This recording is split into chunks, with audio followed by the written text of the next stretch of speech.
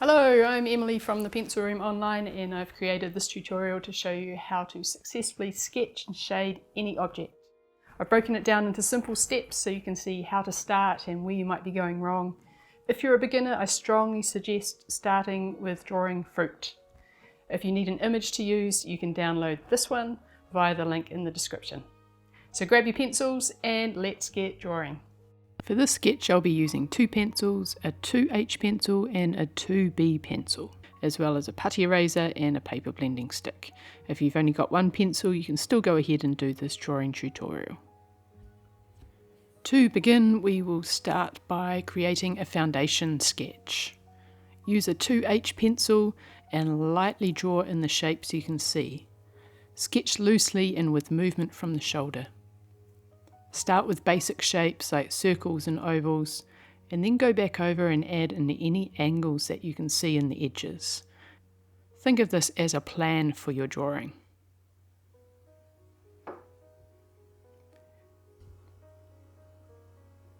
And go ahead and lightly add in any details that will act as a useful guide for where to place things later on. For the second step, we're going to shade a base layer. Still using your lightest pencil, a 2H pencil, shade in all of the main areas of shadow, including the shadow on the objects and the shadow on the tabletop. Aim for a nice, even, light layer of pencil. At this stage, we're not worrying about exactly how dark or how light we're shading. We're just creating a base layer and getting our eye used to where the light areas and the dark areas are.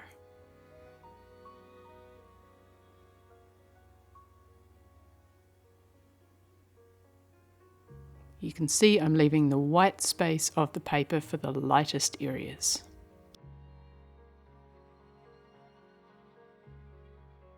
Step 3, we're going to build up our layers of shading. If you're not too heavy-handed, you could switch to a darker 2B pencil, but just keep it light to start with.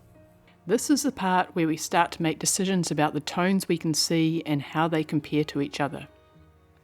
Build up darker areas and work on blending dark and light layers together. If you can see where you have a hard edge between your layers of shading, lightly shade over top to blend it into the layer below.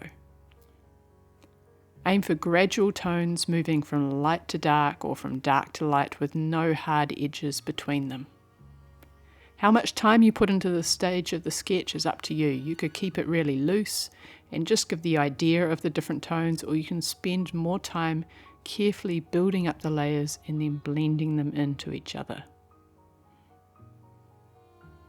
Don't worry about the small details right now. Instead, work on using light and dark shading to create 3-dimensional form.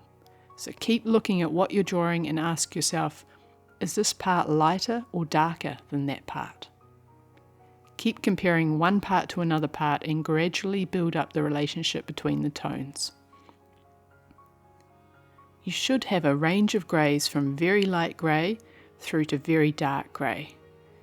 It can help to squint your eyes when you're looking at your subject to see whether it's a light area or a dark area.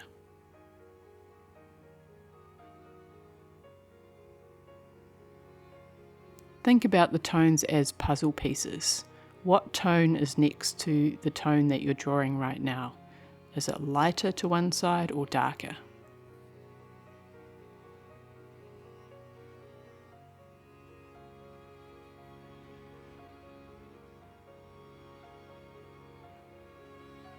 Don't lose your light areas. Keep the lightest areas the white of the page. The more you look at what you're drawing, the more you'll see the subtle changes in tone. The small differences between a dark grey and a slightly darker grey.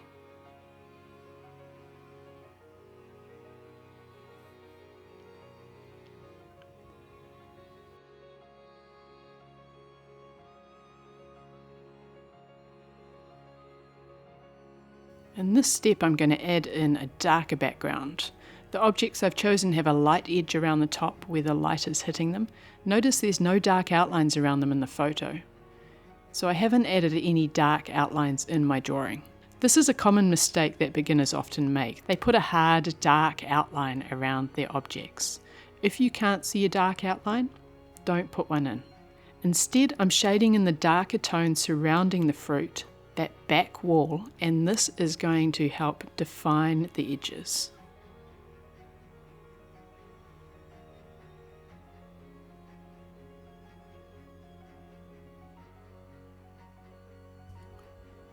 And you can see as soon as I start to block out that contrasting dark tone in the background, the fruit suddenly start to become more three-dimensional. Only now, when you've built up some layers of shading, should you focus on the details. I'm using a 2B pencil to add the very darkest parts I can see. If you squint, you should be able to see somewhere in your subject where there is a black line or a black point. It might be the line that meets the table. It might be in the smaller details. As soon as you add those black details, no matter how small, your form will start to pop, because now you have a full range of tone from white to black. And that's another common mistake that beginners will often make.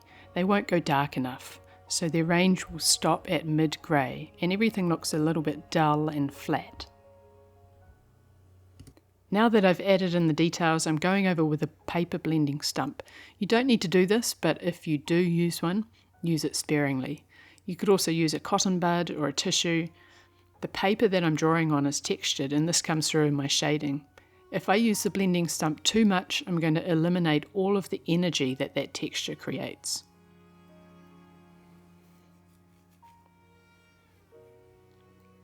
All I'm doing is softening up the edges of some of the shadows.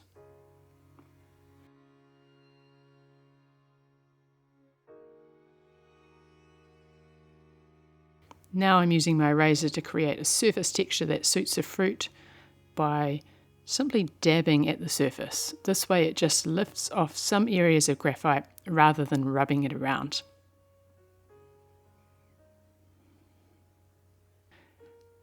The final touches of your drawing should be to tidy up bits and pieces and have another look to see if your grey tones are correct.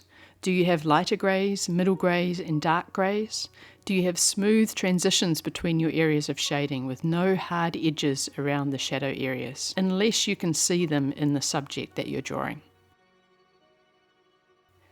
The goal is to create a drawing that feels like it has weight and volume. And if you apply your tones correctly, avoid outlines and blend your layers of shading, you can achieve this. If any of your white areas start to get a bit grubby, you can use the eraser just to clean them up again.